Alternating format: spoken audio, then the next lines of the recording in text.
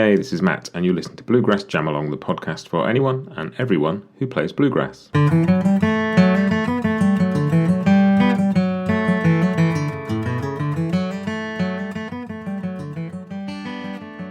So, we have a brand new episode on the podcast today, and it is going to be a weekly thing, and it's called the Bluegrass Briefing. And the idea is really just, I keep getting requests from people to feature certain artists or interview people, and I just don't have the time to mention everybody or talk to everybody because I have to fit this podcast in around my day job and family commitments and other stuff. But it thought it'd be really cool to be able to mention everybody if possible. So I'm going to start a weekly roundup.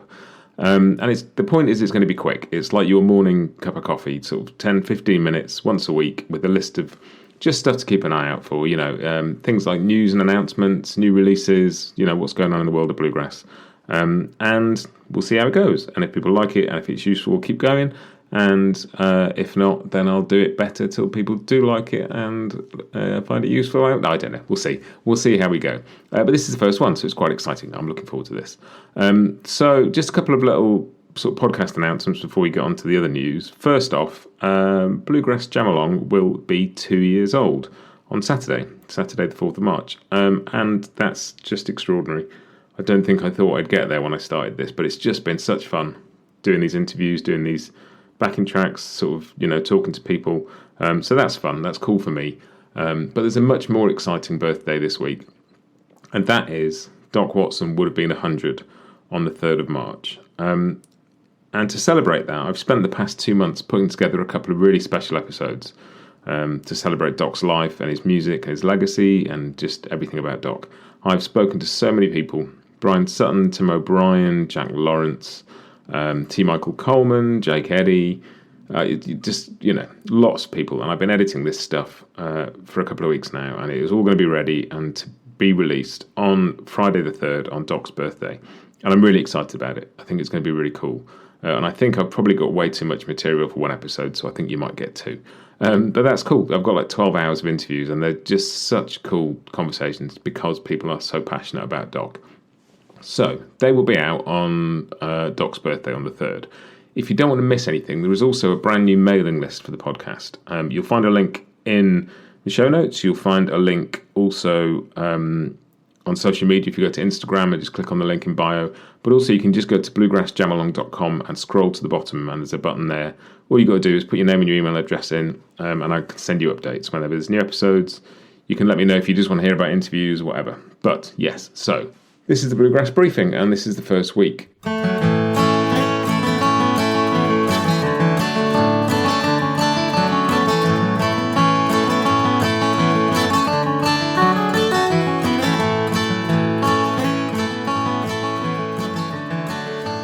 I'm going to kick off just with a little sort of chunk of news and announcements, really, just some cool stuff that's going on. Because while we're talking about Doc Watson, there's some other sort of Doc birthday stuff happening. Starting with the Doc at 100 shows. Now, you might remember I spoke to Jack Hinchelwood a while ago about these, and if you missed that, go back and check it out because that's a really interesting episode. But yeah, they're putting a show together to celebrate Doc's life and legacy, featuring T. Michael Coleman, Jack Lawrence, and Jack Hinchelwood and his co-producer Ted Olson. Now, Ted wrote the really cool, I want to say liner notes, the really cool book that went with the Doc's the Life's Work box set that came out last year, and that's really cool. They've also got Wayne Henderson. And they are playing Doc music, they're celebrating Doc's life and sort of sharing stories about Doc and also getting people from the audience to sort of contribute theirs, and that's really cool. So go to Doc at 100 for dates and details. I will stick a link in the show notes as well, but yeah, that's really cool. And then also there's more stuff being announced for Millfest. As always, there's a lot of stuff being announced for festivals around now. A couple of cool things there. Nickel Creek will be playing Brothers of a Feather, sort of Chris and Rich Robinson for the Black Crows, which would be cool. And I think just such a variety of stuff celebrating that, Doc idea of traditional plus. But they're also doing a Doc Watson's 100th birthday jam hosted by the Kruger brothers, which sounds like it's going to be really cool. So yeah, that'd be a really nice chance for Millfest to celebrate Doc's 100th birthday, and I think that'll be really special for everybody. Another Doc celebration will be going on at the 2nd Annual North Carolina Guitar Celebration, which happens on June the 3rd at Brevard, North Carolina. at the Brevard Music Centre, and the focus of that will be Doc's 100th birthday. It's hosted by Bryan Sutton. He'll be playing alongside Sierra Hull, Chris Eldridge, Jake Eddy, Jack Lawrence, T. Michael Coleman, Andrew Marlin. I mean, that'll be cool. If I wasn't 2,000 miles away, I would be there. But yeah, that's a great one, and I'll put links to that as everything else in the show notes. So go and check it out. And finally, for the Doc stuff, I Am a Pilgrim, Doc Watson at 100, new tribute record coming out. Album that features Jerry Douglas, Chris Eldridge, Steve Earle, Roseanne Cash.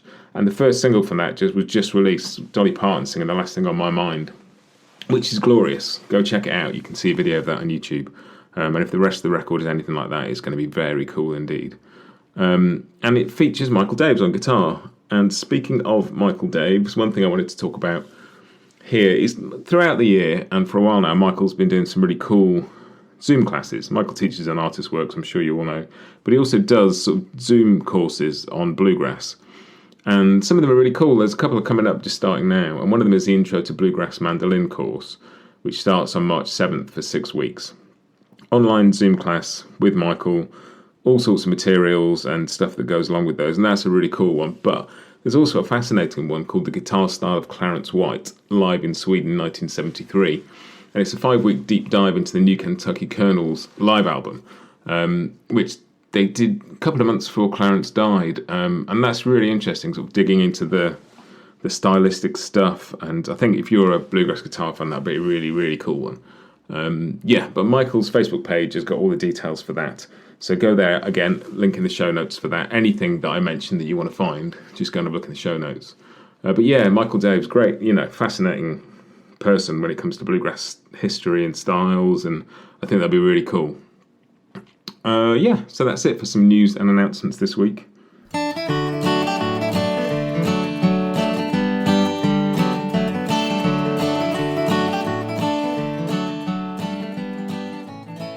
Next up, I just wanted to mention a few new releases, because there's some cool stuff coming up and some cool stuff out already. There's a couple of things I've been listening to the last few weeks, really enjoying. New Tim Stafford and Tom Utz album Lost Voices, which has been out for a little bit now. So good, great, just combination of songwriting and singing, and yeah, just it's a lovely record. Go and check that out if you haven't.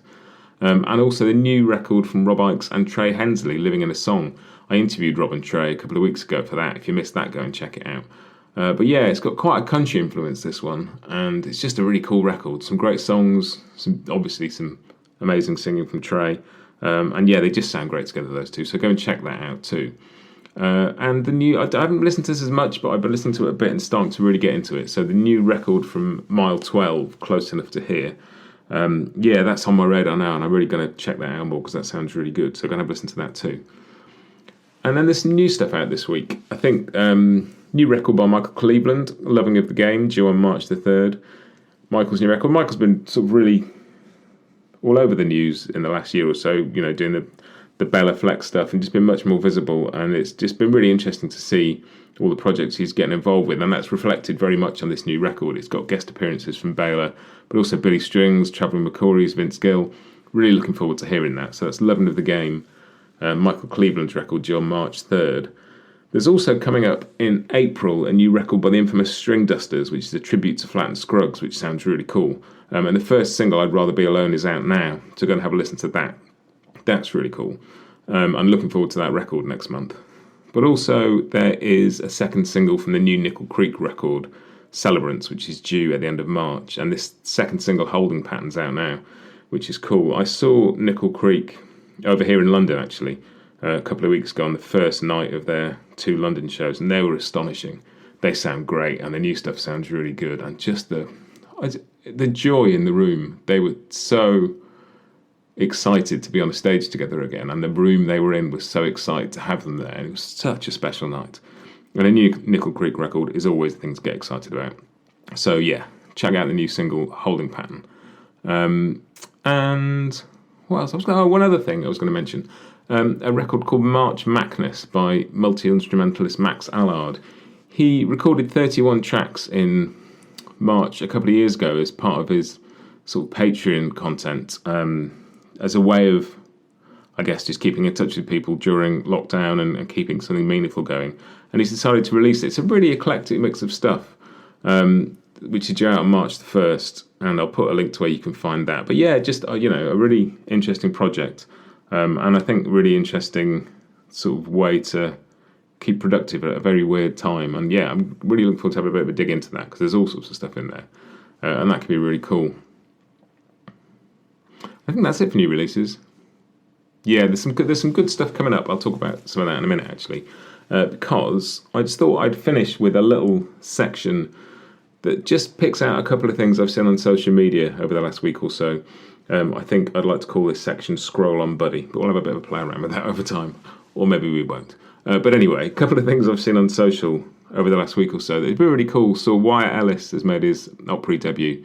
Wyatt, if you don't know, is 13-year-old mandolinist, multi-instrumentalist, as a lot of bluegrass players are, but just been watching his journey sort of on social media over the last couple of years and seeing him sort of grow and find opportunities and get out there in the world. And it's fun to see. We talk to people well into their journeys on the podcast, and there's a lot of sort of well-known players out there, but seeing somebody just so excited and starting out on their journey and having a great time, and it's just a joy to watch. So congratulations, Wyatt. Really, really pleased for you on that. That's fantastic. And the other thing that's been sort of lighting up social media over the past week or two is a new band called Mighty Poplar. And this is Chris Eldridge and Noam Pikelny of Punch Brothers, along with their former bandmate Greg Garrison, who's now with Leftover Salmon, Alex Hargraves, who obviously is now part of Billy String's band, and Andrew Marlin from Watch House. And they've got a new record, which I think has been actually recorded for a while, but is due out on March 31st. And they've got some festival appearances and gigs coming up, and people have been getting really excited about that. And it's sort of not hard to see why. That's a really cool lineup of people, and I think that's going to be a really interesting record. So yeah, keep your eyes open for that, due out in March, and go and see them if you can. I mean, chances of getting to see them in the UK might be slim at this point, but I would love to. I'd like to know if you find these useful. I'm going to do them. It's like maybe a bit of a sort of slightly clumsy first attempt, but I think this might be a fun thing to do. Fun for me, and just nice to have a once-a-week check-in of what's going on in the world. If you are in a band, if you represent a band, if you represent a record label, and you've got any news on upcoming releases, tour announcements, bluegrass news, anything that's sort of bluegrass adjacent you think people might want to hear about, just email me, matt@bluegrassjamalong.com. Send me your stuff. I can't promise I'll feature everything, but I will fit in as much as I can, as a way of just getting some of the bits in that I'd like to mention on the podcast but don't get a chance to necessarily. So yeah, I hope this has been useful. Just some quick reminders at the end. If you want to get a complete list of the interviews I've done, there's an interview episodes page on the website, because they can get a bit lost amongst all the backing tracks sometimes. I know some people just want the interviews, but also the flip side of that is if you listen on Spotify, you're only hearing the interviews, and don't forget there are a couple of hundred backing tracks everywhere else that you might be missing out on. Information as always at bluegrassjamalong.com, and that is me. Really looking forward to sharing these Doc Watson episodes with you on the 3rd. And if you don't want to miss anything like these, or the Doc episodes, or new interviews, don't forget to come and sign up for the mailing list. Cool. Have a great week. Happy picking. Bluegrass Jam Along is proud to be sponsored by Collings Guitars and Mandolins, making some of the finest guitars and mandolins in the world since the 1970s. Visit collingsguitars.com and find out why.